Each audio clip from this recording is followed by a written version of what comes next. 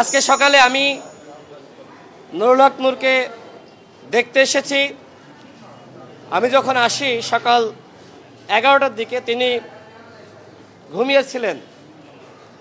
এর পরবর্তীতে তিনি 12:30টার দিকে যখন ঘুম থেকে উঠেছেন আমি তার কাছে গিয়ে বসেছি এবং আমি দেখেছি যে তিনি যখন একটু বসার চেষ্টা করছেন তার যখন কাশি আসছে, কাশির সাথে তার ব্লিডিং হচ্ছে।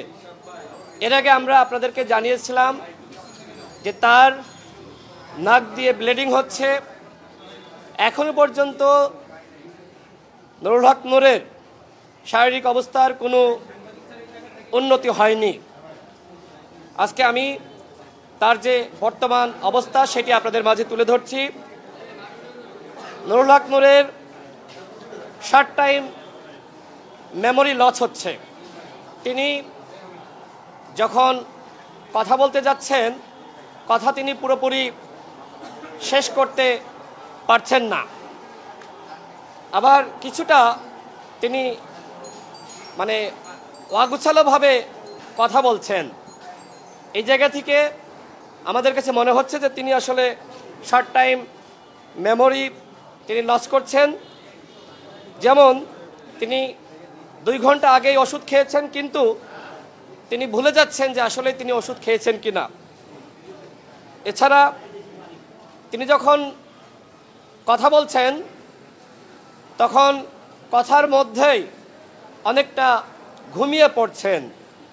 যারা তার পর্যবেক্ষণে রয়েছে পরিবারের সদস্যরা এবং নার্স, তাদের সাথে কথা বলে আমি এমনটাই জানতে পেরেছি।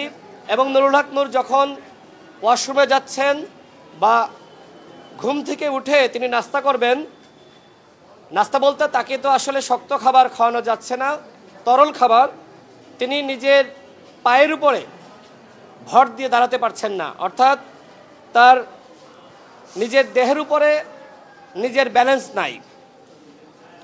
এখনো পর্যন্ত তার চোয়ালের হাড় ভাঙ্গা, নাকের হাড় এখনো পর্যন্ত ভাঙ্গা, যে কারণে তার সর্দি এটার পরিমাণ খুব বেড়ে গিয়েছে। সরকারের পক্ষ থেকে বলা হয়েছিল নুরুল হক নূরকে উন্নত চিকিৎসার জন্য দেশের বাইরে পাঠানো হবে, কিন্তু আমার কাছে মনে হচ্ছে যে বিষয়টি নিয়ে গড়িমসি করা হচ্ছে এবং বিভিন্ন মহল নুরুল হক নূরকে উন্নত চিকিৎসার জন্য যাতে দেশের বাইরে সরকারের পক্ষ থেকে না নেওয়া হয়, এই জন্য একটি মহল সক্রিয়ভাবে কাজ করছে। তারা চায় না নুরুল হক নূর সুস্থ স্বাভাবিক জীবনে ফিরে আসুক।